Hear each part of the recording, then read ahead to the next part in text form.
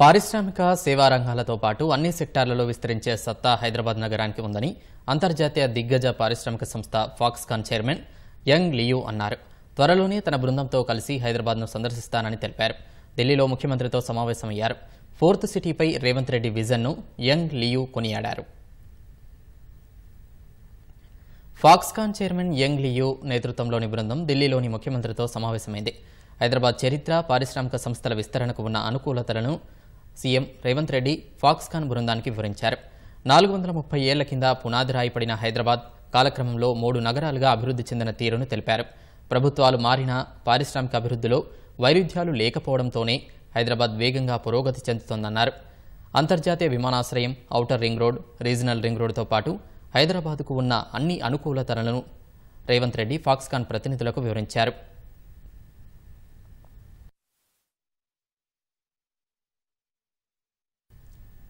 హైదరాబాద్ అభివృద్ధిని మరింతగా పరుగులు పెట్టించేందుకు భవిష్యత్తు అవసరాలకు తగినట్లు ఫ్యూచర్ సిటీ పేరుతో 4 నగరాన్ని నిర్మిస్తున్నట్లు రేవంత్ రెడ్డి పేర్కొన్నారు. ఫోర్త్ సిటీలో విద్య, వైద్యం, క్రీడా, ఎలక్ట్రానిక్స్, ఎలక్ట్రికల్, స్కిల్ డెవలప్మెంట్ విభాగాల్లో బహుముఖంగా అభివృద్ధి చేయనున్నానని తెలిపారు.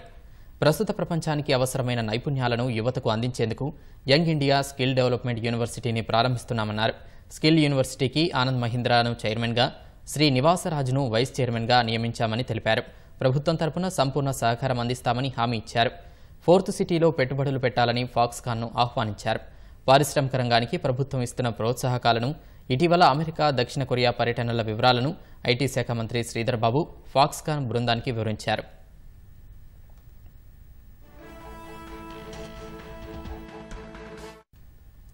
ఫోర్త్ సిటీ రూపకల్పన, పారిశ్రామిక అనుకూల విధానాలు, ముఖ్యమంత్రి రేవంత్ రెడ్డి దార్శనికత తనను ఎంతగానో ఆకట్టుకున్నాయని ఫాక్స్కాన్ చైర్మన్ యంగ్ లియూ అన్నారు. ఫోర్త్ సిటీ విజన్ అద్భుతంగా ఉందంటూ రేవంత్ రెడ్డిని అభినందించారు. తాను సాధ్యమైనంత త్వరలో హైదరాబాద్ను సందర్శిస్తానని తెలిపారు. అంతకుముందే తమ బృందం భాగ్యనగరాన్ని సందర్శిస్తుందని యంగ్ లియూ చెప్పారు.